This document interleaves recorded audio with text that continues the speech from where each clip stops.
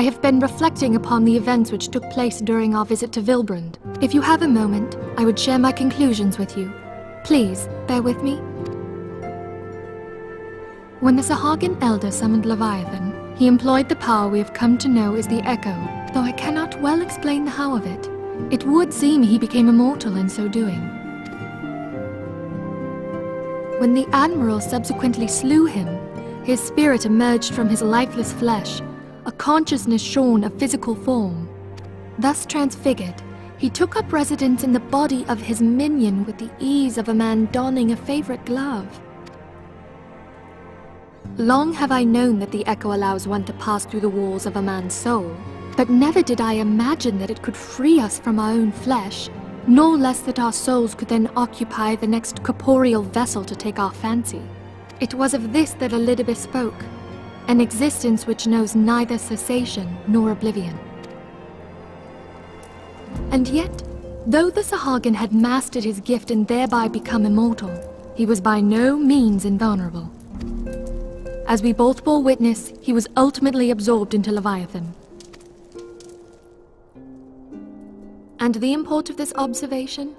If the Ascians' mode of existence is indeed the same, it can be inferred that they too are not invulnerable, that they can be destroyed.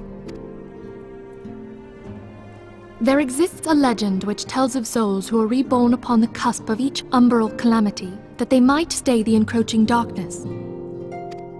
To most, it is but a fairy tale, yet recent events have given me cause to wonder, could the legend in fact refer to the Echo?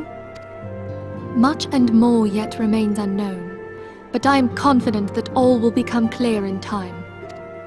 For the present, however, what matters is that the key to defeating the Ascians may at last be within sight.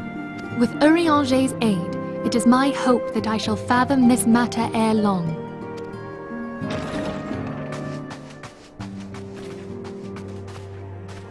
Oh, I was just about to send for you, my friend. Is aught amiss? Grave tidings from the Sharlayan motherland, my lady. It doth concern our distant allies, the students of Baldessian. What of them? My lady, the Isle of Val, which for many years hath been the Order's home, is no more. No more? Whatever do you mean?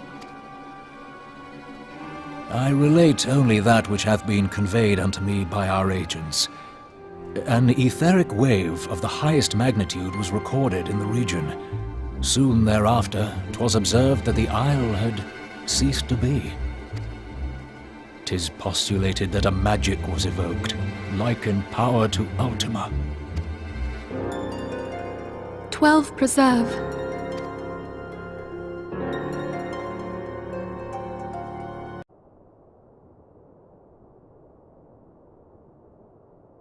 If there are no other matters, I move that today's meeting be adjourned.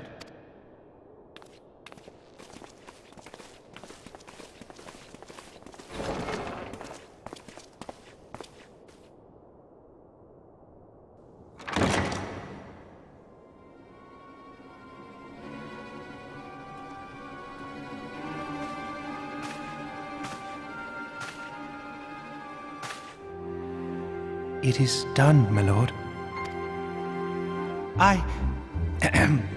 Forgive my impertinence, my lord, but these orders, I am uncertain as to what end they serve.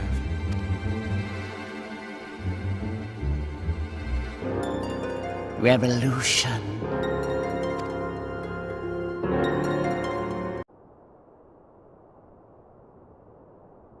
Come, you must have gathered by now that Tataru is given to exaggeration. As you can see, I am quite well. Uldah, on the other hand, is not.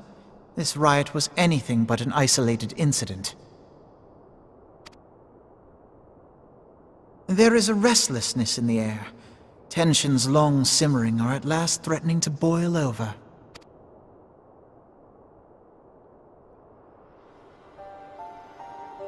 Uldah is a nation infamous for the great disparity between the wealthy and the poor. The majority of the populace accepts this state of affairs because they believe that every man bears responsibility for his own lot in life. To an Uldan, money is the foremost, and some would say the only measure of a man's worth. Small wonder that the wealthiest wield the greatest influence.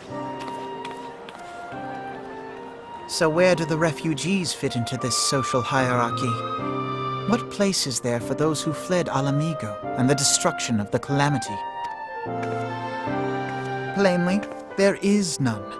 They have no wealth, no power, and no worth. To the Uldan way of thinking, they may as well not exist. Choosing to ignore their existence, however, is patently not an option. General Rauban and the Sultana understand this, which is why they ordered the Immortal Flames to provide the refugees aid and succor. Yet none would dispute that the expenses incurred by this policy grow by the day, with no end in sight. This has prompted more and more Uldans to question their obligation to aid these worthless wanderers. While more and more refugees have come to resent their treatment at the hands of the sneering citizenry.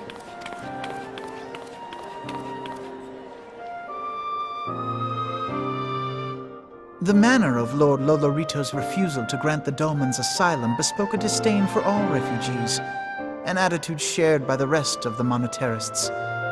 And you may be sure they make no effort to conceal their opinions.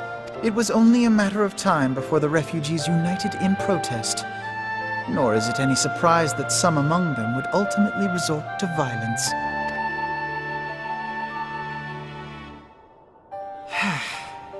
That the Immortal Flames should choose this of all occasions to engage in joint training exercises with the other Grand Companies. By the time they return, the situation may well have deteriorated beyond mending.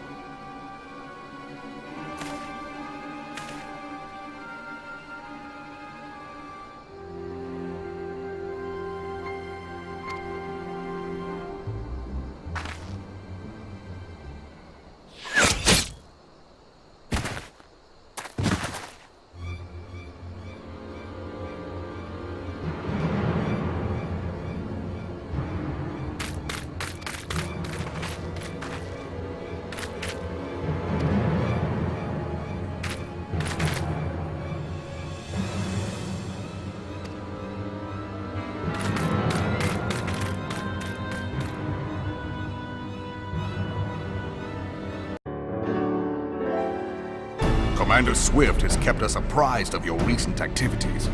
You've made great strides towards quelling the violence. Despite our best efforts to determine what provoked this uprising, the truth continues to elude us. Have you uncovered aught which might shed some light on the mystery?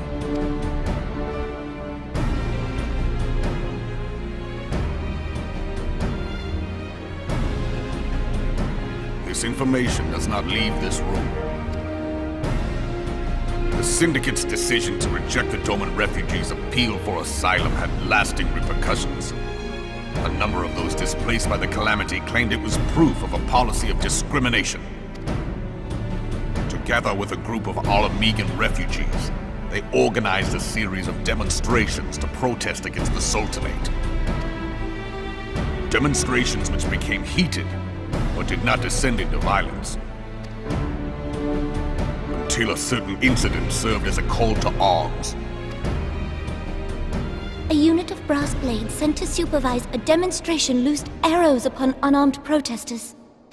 It was this atrocity which prompted the refugees to take up arms. I need not tell you what followed. We assumed at first that the attack was born of a miscommunication. When emotions run high, they happen. But suspicions were raised regarding the unit's commanding officer, whom I ordered interrogated. Sure enough, our fears were soon confirmed. The dog confessed that a merchant had offered him coin to give the order. A merchant in the employ of Teleji Adeleji. Teleji Adeleji. But he spoke in favor of the Doman's cause, and has ever seemed sympathetic towards the refugees' plight. Why would he do such a thing? Know you of the Cartano Reclamation Bill?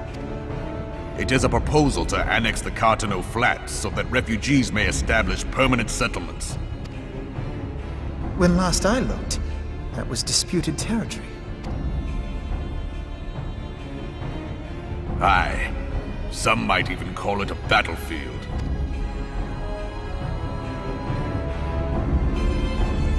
The destruction wrought by Bahamut was greatest at the Cartano Flats. That much is common knowledge.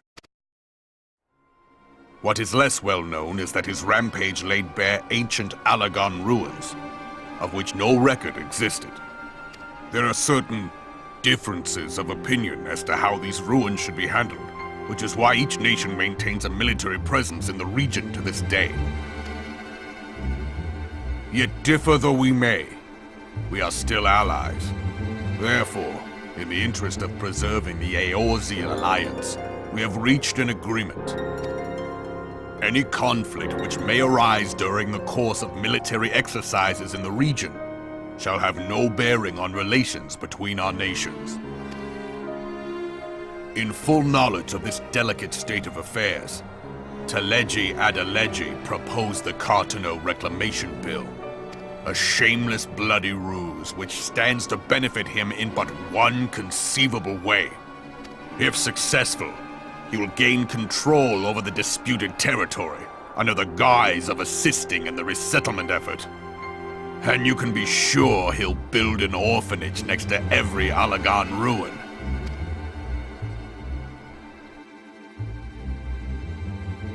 The man would threaten the unity of the Eorzean alliance and risk countless lives for personal gain. He walks a path all his own, independent of any faction and beholden to none of his fellows on the Syndicate. By inciting the less fortunate to violence, he hopes to convince others that the Cartano Reclamation Bill is the only viable solution. His sympathy for the plight of the Domans was not but posturing to gain credibility with the refugees. Of that there can be no doubt. Forgive me, but what could possibly motivate Teleji Adeleji to go to such lengths? What is so special about these ruins that he would risk his position on the Syndicate, and, most likely, charges of treason against the Sultanate? Omega. Pardon?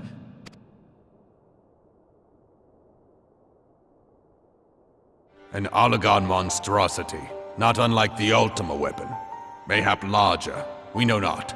It has yet to be fully excavated. Allagan inscriptions indicate that it was created to fell Bahamut himself. If accurate, it might explain why Nail Van Darnus chose to bring the Red Moon down upon the Cartano Flats, given the ends he went to ensure Eorzea's annihilation. Destroying the one weapon which could stay the Elder Primal may well have seemed like good sense. When first I bore witness to the power of the Ultima weapon, I doubted the evidence of my senses. And now you tell me there is another such weapon, one which could contend with Bahamut. Aye, we were skeptical ourselves. Truth be told, until the Ultima weapon's existence came to light, we thought the inscription had been mistranslated. At present, Omega is more akin to a fossil than a tool of war, having long since ceased to function. As such, its true potential cannot accurately be gauged. However, if someone were to restore it, as the Garleans did the Ultima weapon, I have little doubt that he would wield untold power. Power enough to subjugate Uldah like as not, and the rest of Eorzea besides, which is doubtless why Teleji Adeleji yearns to have it.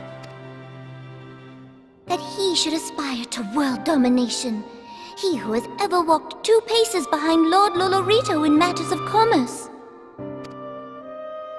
'Tis in acknowledgement of his own limitations that he seeks this power. Woe betide us all should we allow him to have it.